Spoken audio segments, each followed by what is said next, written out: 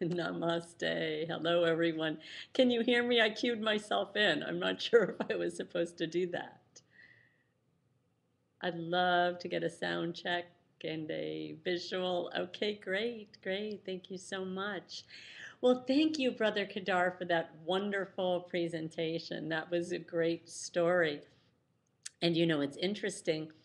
I know that I had said I was going to speak on money, and then I sort of thought, well, some other things came up for me this week, and I felt that I would talk about those things change and um, being willing to change and so forth. So I sort of shifted over to that. And then I realized it's really all the same thing: money, ideas.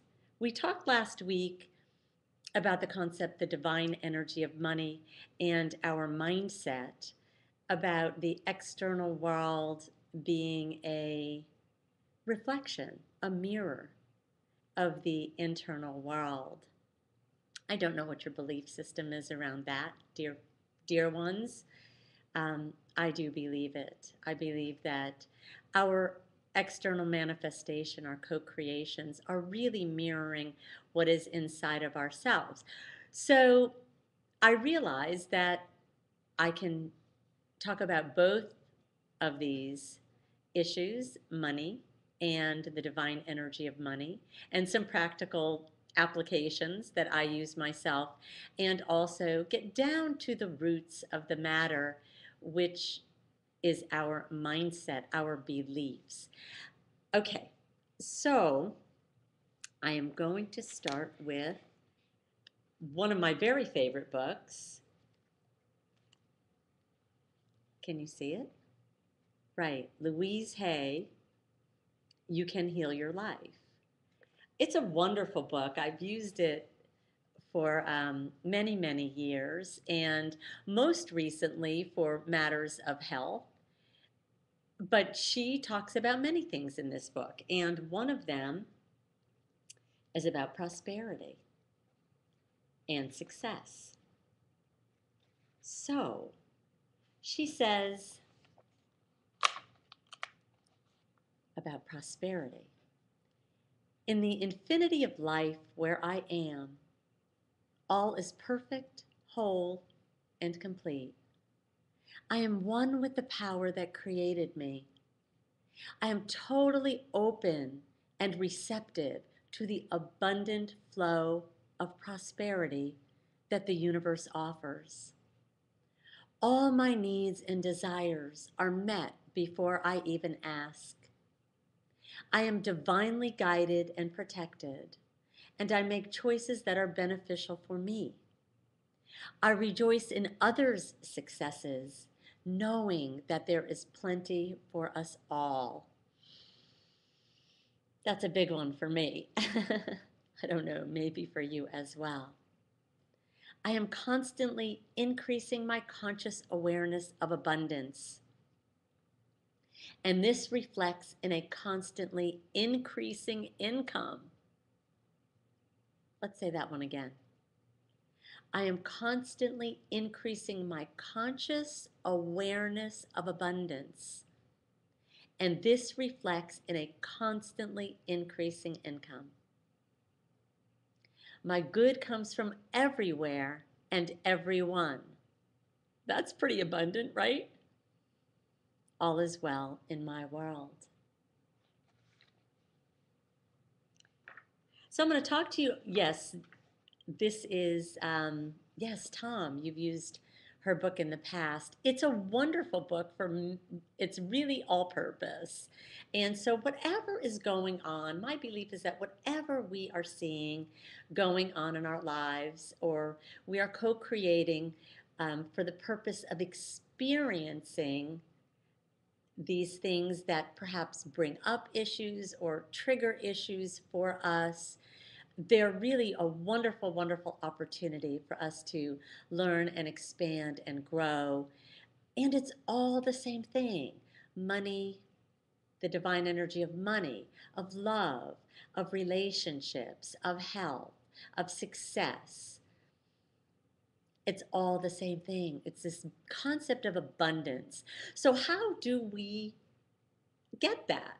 How do we get this really firmly imprinted in our, we can call it a money blueprint? This is a term that was used. I took a lot of courses by a fellow named Harv Eker, who wrote a book, actually. I'm going to hold that up for you, too. I'm not really going to read from this today, but this was a very important book in my world, Secrets of the Millionaire Mind. He was one of the first people that I knew who addressed this issue. The concept of the roots bear the fruits. I had realized that for many other aspects of my life, that my thinking and my beliefs were creating my reality, but I really hadn't connected it to this concept of money. So we're going to go a little bit over some of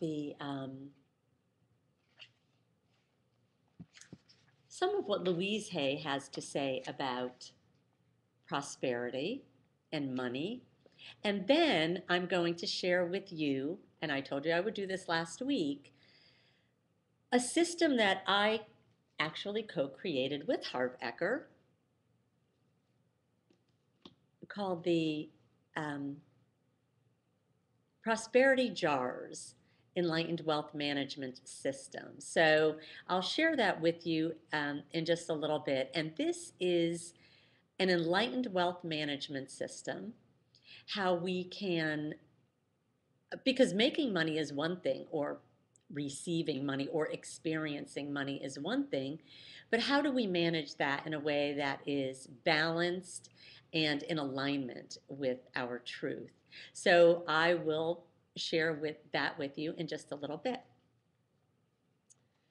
Okay, so we're going to talk about prosperity, and this is what Louise Hay has to say about that. So let's take a moment, like I like to do, and just, if you're not already in a very comfortable and relaxed place, let's just close our eyes for a minute and take a nice deep breath.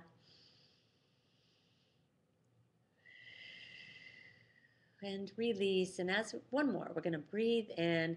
And as we breathe in, let's have this experience of abundance, oxygen, um, breathing into us. And on the exhale, we're going to release, and that will be symbolic of perhaps releasing any belief systems we have in place that are not currently supporting our desire for prosperity in our lives. So one more.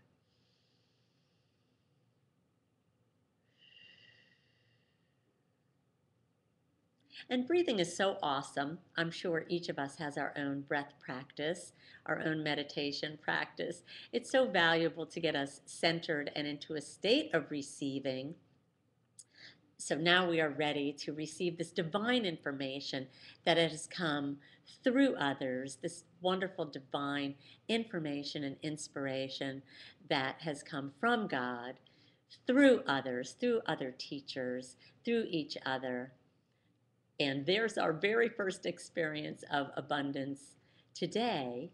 Um, of course, Brother Kadar was actually, I don't know if you've had any other experiences of abundance around money. Let's say he was our first with that wonderful story. So now we even receive more. So we are ready to read and listen to her mantra, her affirmation around money. I deserve the best, and I accept the best now. That's powerful. I deserve the best, and I accept the best now. These are the two components that are at play here: deserving, feeling worthy, and accepting what comes to us. She says, if you want the above affirmation to be true for you, then you do not want to believe any of the following statements. So listen to some of these and see if any of these may ring true. These may even be things that you heard as a child. Money doesn't grow on trees. Money is evil. Rich people are crooks. I don't want to have money and be stuck up. I will never make any money. Money goes out faster than it comes in. I am always in debt. Artists have to struggle. Everyone else comes first. Oh, I couldn't charge that much. I'm not good enough to make money. Never lend money. Save for a rainy day. Money comes only from hard work. Those are some of them. So I wonder if any of those ring true for you. I hear like a little distant ringing, even though I've been working on this issue of money and abundance for many, many, many, many years. But I still feel just a little bit of ring of familiarity to some of those. It is old limited thinking, she says. Perhaps it was what your family believed about money, because family beliefs stay with us unless we consciously release them. Wherever it came from, it must leave your consciousness if you want to prosper. To me, she says, true prosperity begins with feeling good about yourself. It is also the freedom to do what you want to do, when you want to do it. The freedom to do what you want to do, when you want to do it. So, how many of us want that? Even if we don't think of it in terms of money, the way we've set it up, it's the way we can achieve freedom and the ability to do what we want to do, when we want to do it, with who we want to do it, is through the divine energy of money. Now, this is so interesting. Tom just said here, to me, it's not about a dollar amount, it's more about allowing money to flow into my life. This is exactly what the next sentence I was going to read. It is never an amount of money. It is a state of mind. Prosperity or lack of it is an outer expression of the ideas in your head. So she talks a little bit about this concept of deserving. I know that for me, I like to believe, well, I deserve. I believe that I deserve. But I think that that bears a little further exploration. We're talking here about not only deep subconscious beliefs that we may have acquired through messages we receive from parents and from friends and from family members and from teachers and television as children, we are also talking about the collective. We know this, we experience this, that the collective consciousness also incorporates many of these beliefs about hard work and struggle and fear and lack and limitation and conflict with our spirituality, these issues around money. These are up until now, of course, we are waking up, but these are up until now embedded very deeply in the collective as well. And she goes on to share a story regarding deserving. About a student in one of her classes was working on his prosperity, and he came to class one night so excited because he had just won $500, and he kept saying, I don't believe it, I never win anything. And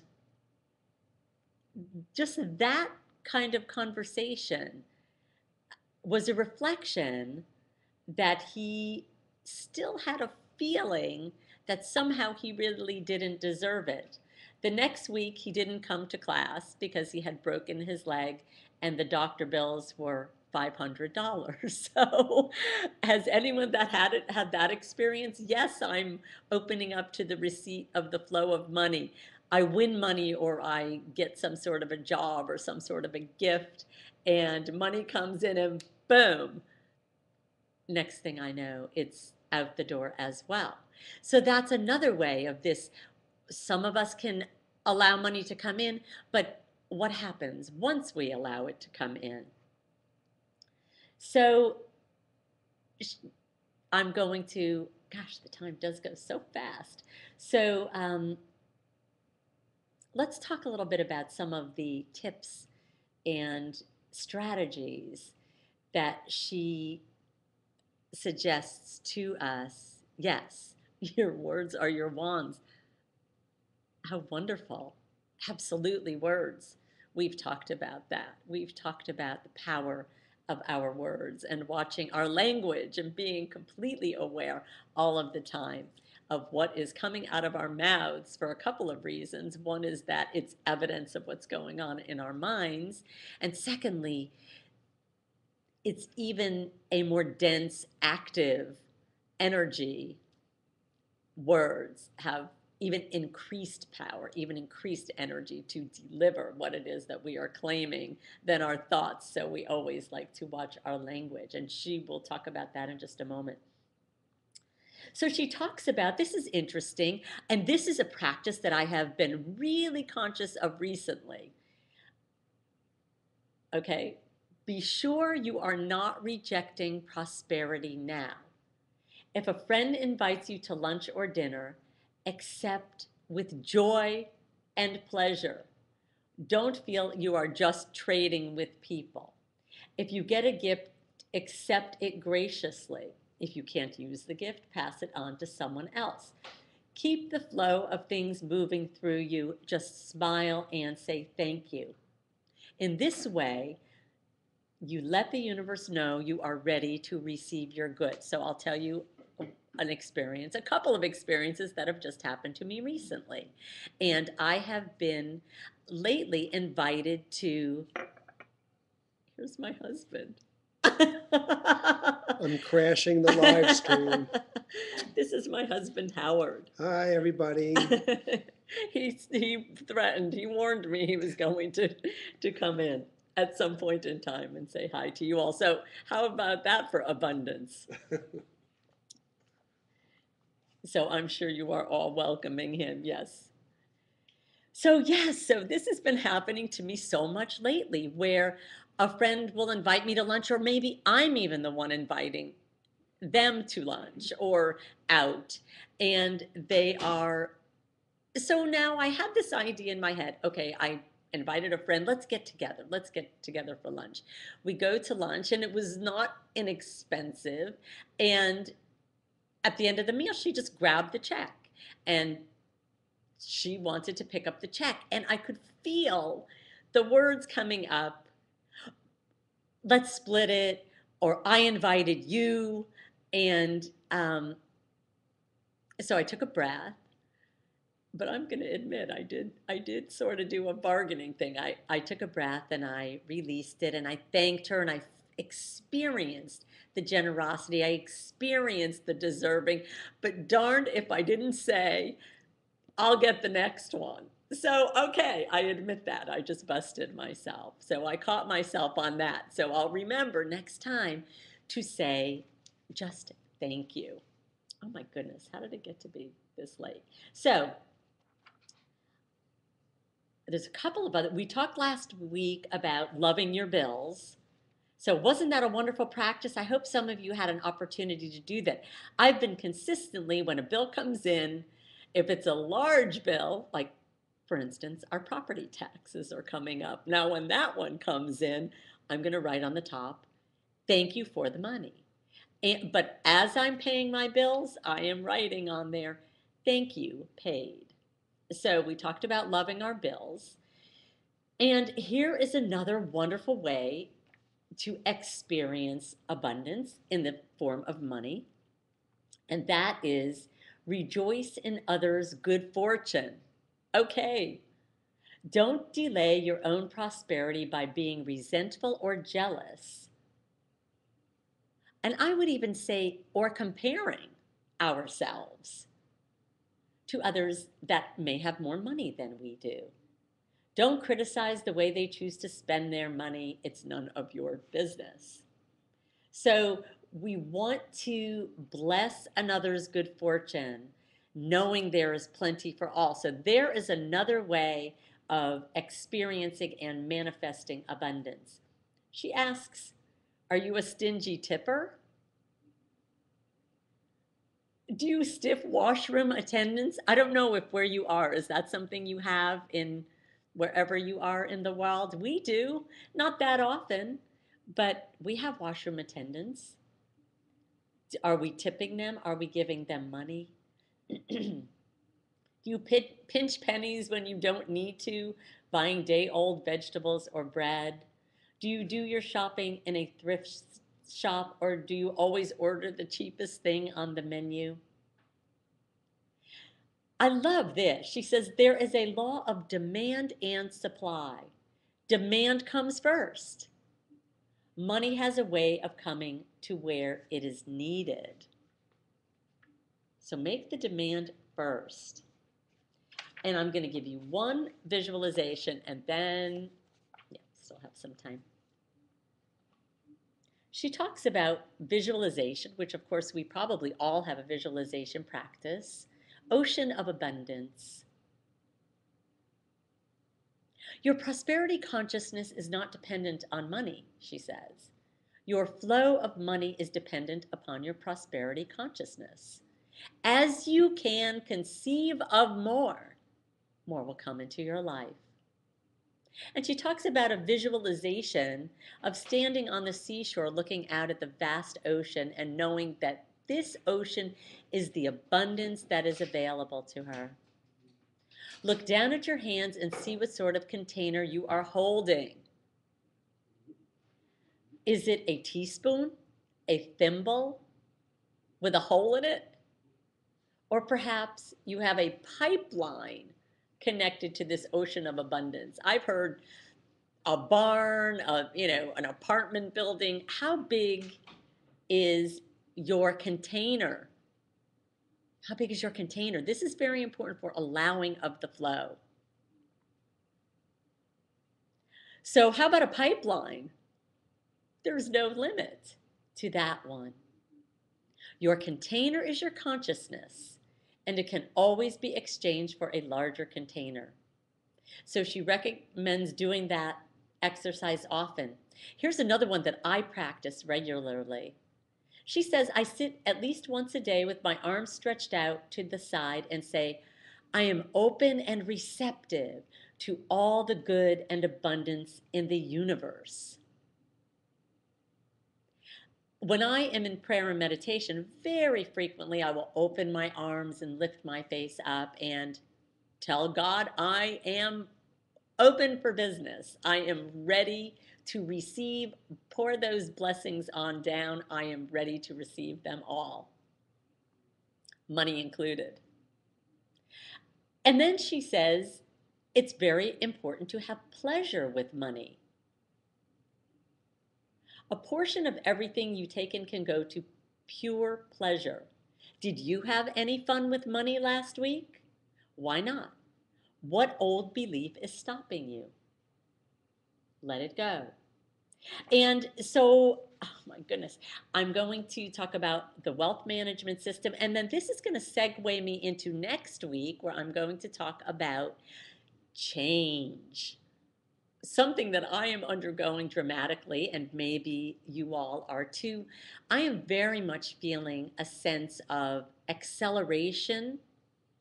I would imagine that many of us light workers are experiencing this, are feeling this acceleration in our lives, the galactic alignment, you know, December 21st, 2012, all of these the Mayan calendar and so forth, I believe many of us are experiencing acceleration and change. So we're going to start next week with this topic of I am willing to change. I am willing to change. And money is one of the beliefs around which, if we are not experiencing prosperity and financial abundance in our lives in the way that we would love to, then we may want to consider this concept of being willing to change. So I've got 5 minutes left, and I am going to show you something. When I went to the first seminar with this Millionaire Mind seminar, which I was so mesmerized by this whole concept of mastering the inner game of wealth. Um, he talked about, well, now that I have the money, what do I do with it? How do I manage it in a way that is in alignment and is going to ensure that money continues to flow in and out of my life in an organized fashion and in a way that is in balance. So that got me to thinking and got my creative juices flowing. So he called it the jar system, and I'm sure that many of you have heard that you put money in the cookie jar, or jars have been symbolic of abundance, even jars of oil, the Hanukkah and the oil burning for 8 days and so forth, this whole concept of jars and money. So he had what were called prosperity jars, except he didn't physically have any jars or really have the system locked down. So I helped him to create the system, and Howard was instrumental in this as well. And it's called the Prosperity Jars Money Management System, or Wealth Management System. And they are actually physical jars that we produced for many years. I actually had them produced in China for many years. We don't do that anymore, but for many, many years we produced them and created a CD on how to manage our money with the symbolic use of the jars. And I'm going to uh, and that produced a great deal of passive income for us. So yay for that, and helped many thousands. We sold thousands of them. So I'm going to show you. I have a picture of my own jars in my house. I have many different ones. Can you see this? They're beautiful. They kind of are very zen looking. Uh-oh, here's my cat coming up. How am I tipped? Okay, so you can see that there are these jars and they have different categories on them. And the categories represent different areas of our lives. Now, the way that I utilize them is I don't know if you could see there were coins in the jars, there was money in the jars, but that's more symbolic. What I do is I have online bank accounts that are representative of these different accounts. So let's say, and here are the different accounts. There's one for education, one for what's called necessities, and that one is for your bills. One is your financial freedom account, and that would be like your investment account, whether it's in an IRA or something like that. One's a traditional savings account where you're saving money to go on a trip or buy a car or something larger. One is your give jar, which is your tithe jar. And one is your play jar, which is what Louise was just talking about. So the percentages, let's say, for example, I get in $100. 50% is going to go for my necessities. And of course, what we want to do is to simplify, which that's what we're all about here, to simplify so that we can live comfortably on 50% of our income coming in. And then we put money into these other accounts. So $100 comes in, $50 goes for bills, and then the rest of the percentages, there are 6 jars, so the rest of the percentages are split into 10% each. So $100 comes in, I'm going to blow $10 in my play jar. I'm going to just spend that money on whatever I want to. You've got to blow that money every month. I'm going to take 10% and tithe. I'm going to take 10% and put it into my savings account. I'm going to take 10% and put it into my investment account. And I'm going to take 10% and and either have some sort of a mentor or some sort of education, um, maybe to learn how to invest or for whatever, so that we continue to grow and ultimately thrive. I have utilized this system, well, it's probably about 10 years now, I would say almost. So it's just habitual. When anytime money comes in, boom, I do my jars. And what I find is that the stress, there really is no stress around money in my life. Everything feels balanced. I'm enjoying myself, I'm giving, I'm saving, I'm educating myself, I am paying all of my bills. So, my goodness, time is up again. So, that is the Prosperity Jars Enlightened Wealth Management System. It's pretty simple. There can be some complexities as to determining what goes into which category. Um, and if any of you have any questions around it or would like to know more about it, you know, I don't sell them anymore, but I think I've got some CDs laying around still, or I would be happy to talk to you more about it. There is a magical piece, there's a magical component, a jar for our field of dreams. Absolutely. Absolutely. As a matter of fact, my give jar, Field of Dreams, is absolutely a part of my give jar. And I would, so here's a plug for the Field of Dreams. If you don't have a particular charity or a particular tithe going, I would very much support you in considering that, because we all know the magic of tithing, and that's going to be another talk of mine at some point in time. And the miracle of these jars have really been miraculous in my life. I have achieved great abundance and freedom as a result, and I would love to be supportive to you in any way that I can so that you can truly enjoy your prosperity and abundance that is your birthright. So, I'm over time and I love you all so much. Enjoy your prosperity, your abundance. Play, share, save, give, educate yourself, pay your bills with great reverence and blessings. And mwah, love you all so much. Namaste.